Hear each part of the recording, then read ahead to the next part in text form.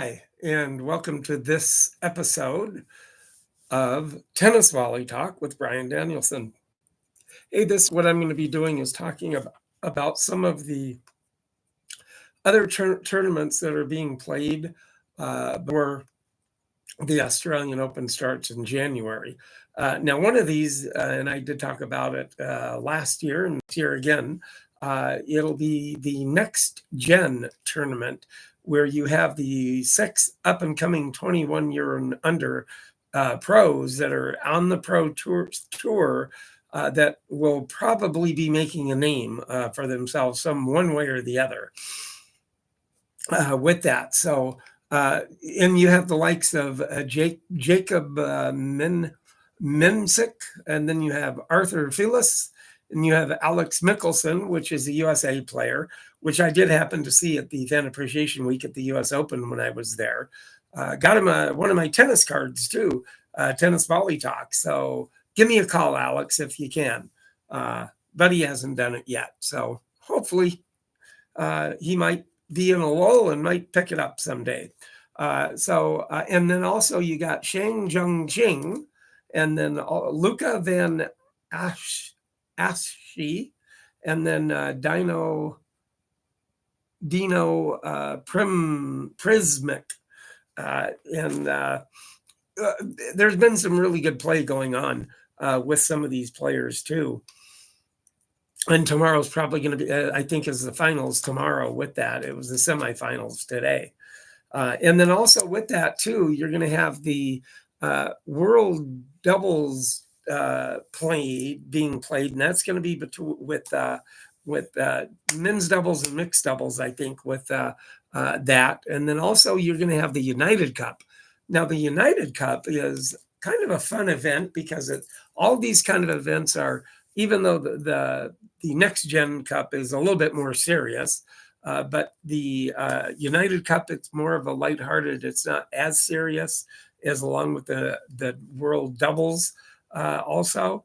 Then that you get to see a little bit of with the exhibitions that are coming through in December, that you get to see a little bit of the personalities of the players, like a few weeks ago, they had the 2 exhibitions, one each week, and one in Madison Square Garden, and Carlos Alcaraz and him playing. So that was all really good. It was fun to watch too. But with that, if you YouTubers, if you do like also what I do, and then also the over the phone interviews that I do, and then in-house guests, just like, comment, and subscribe to my channel. And then also you podcasters, you're going to see or hear about the racket of the day. And then if you want to take a look at that, you can always go to my YouTube tennis channel, Tennis Volley Talk, with that too.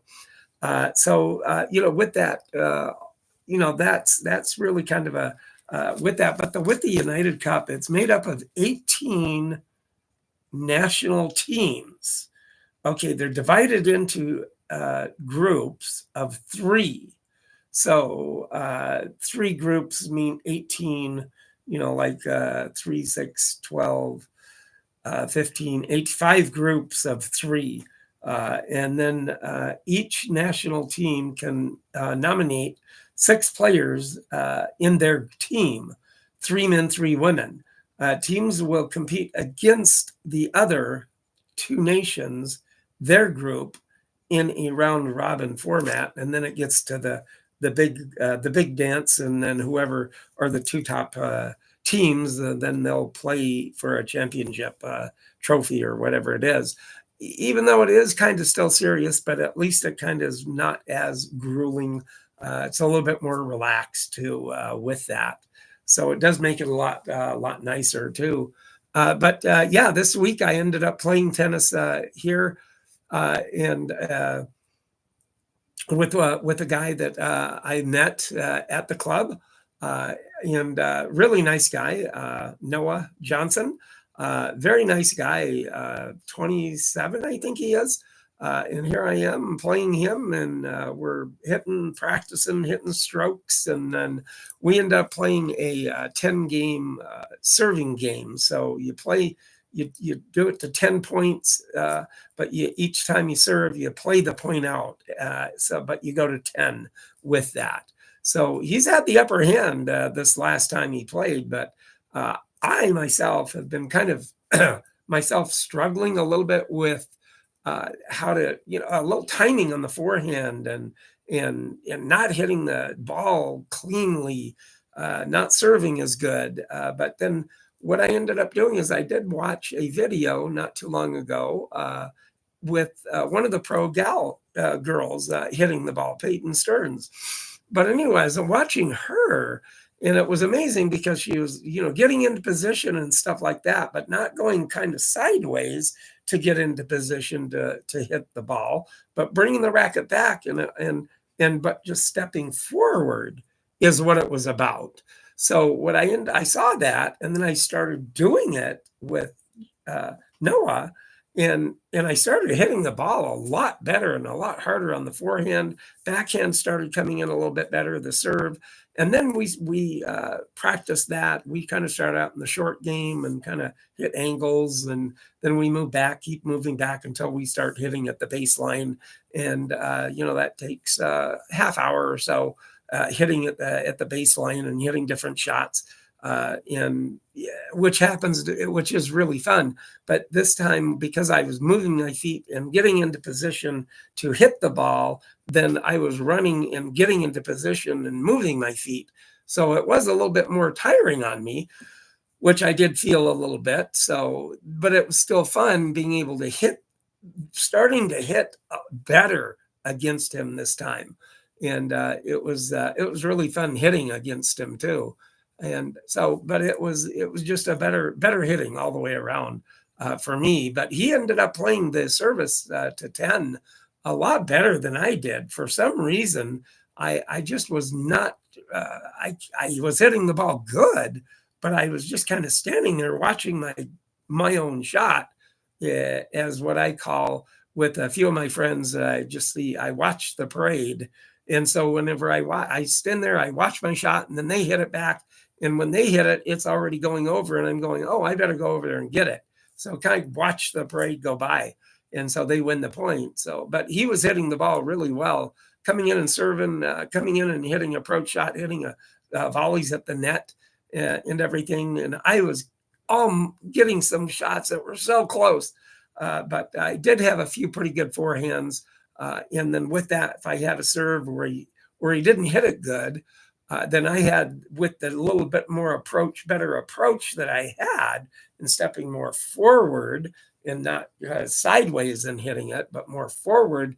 But then that way the racket is already back and I'm right there, and then bam, I can hit it.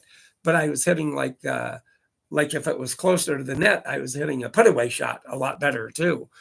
So hopefully I can do better on Monday. We're going to be playing Monday. So I do appreciate his play, and really nice young guy.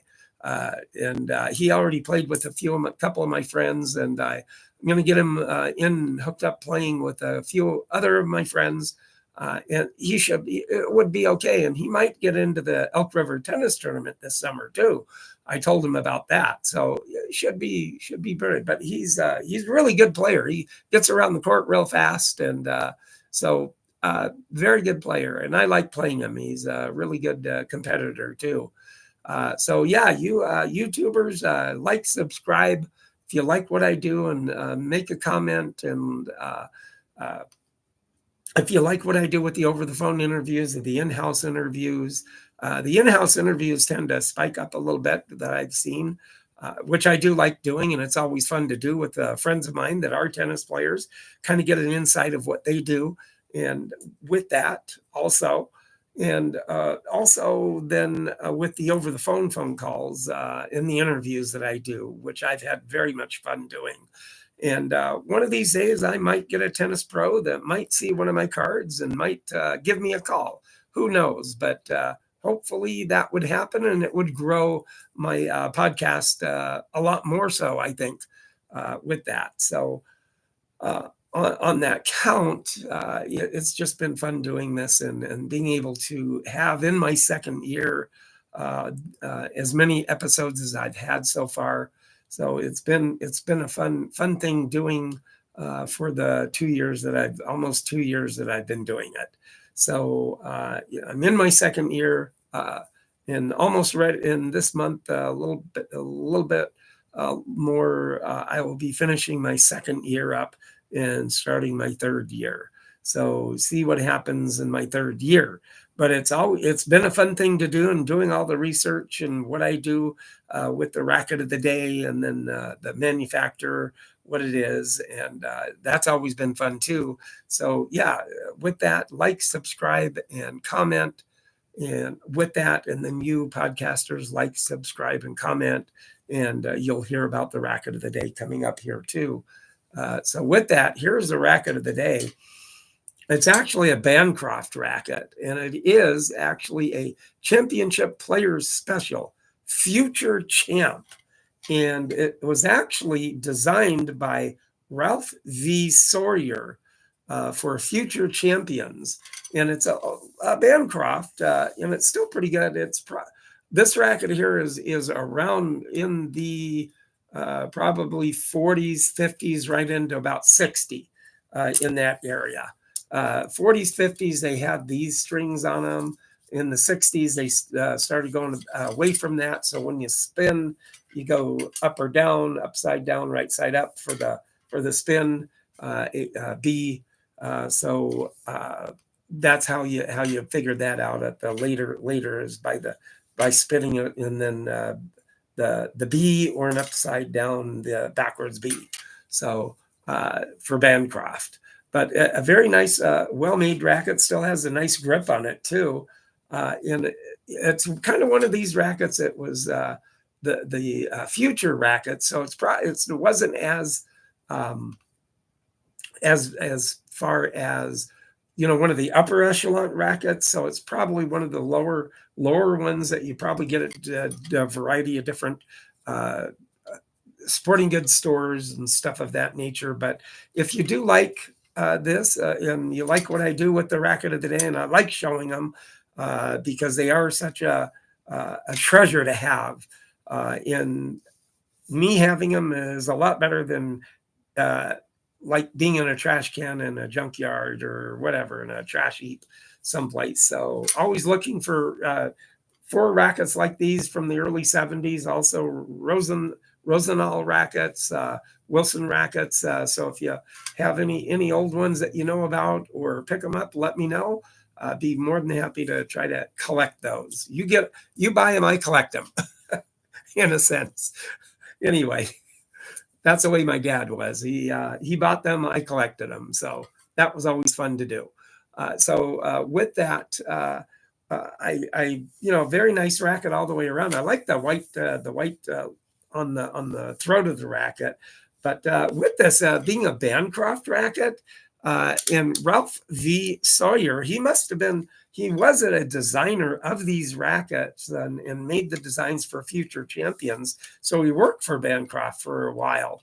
But I didn't find very much on him, except he passed away at 71. He was born in 1890 something, lived to 68. So he was 71 when he passed.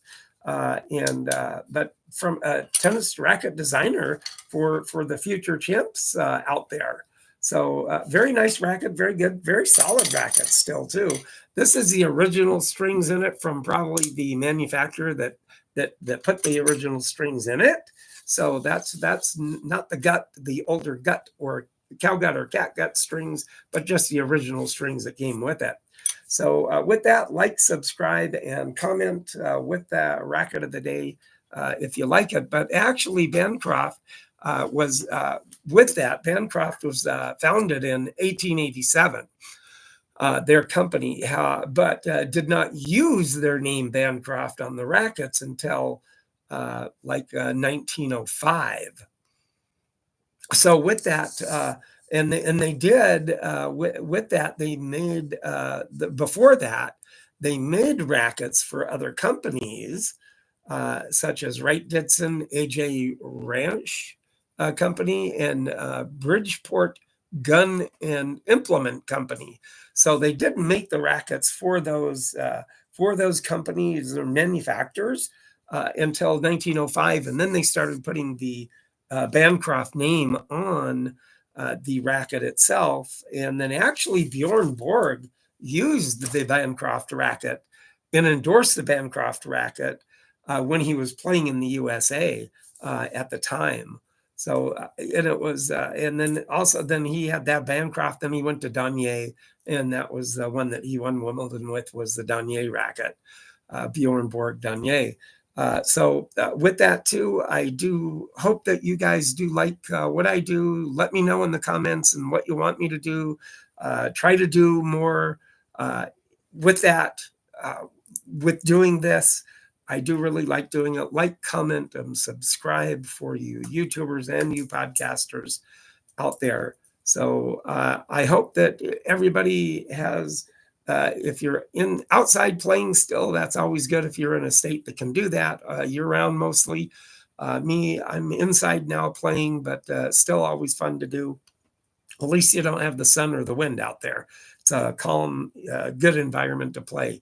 So you have the good toss whenever you serve then. So with that, everybody have a nice week, and I will talk to you next week. Everybody have a good day.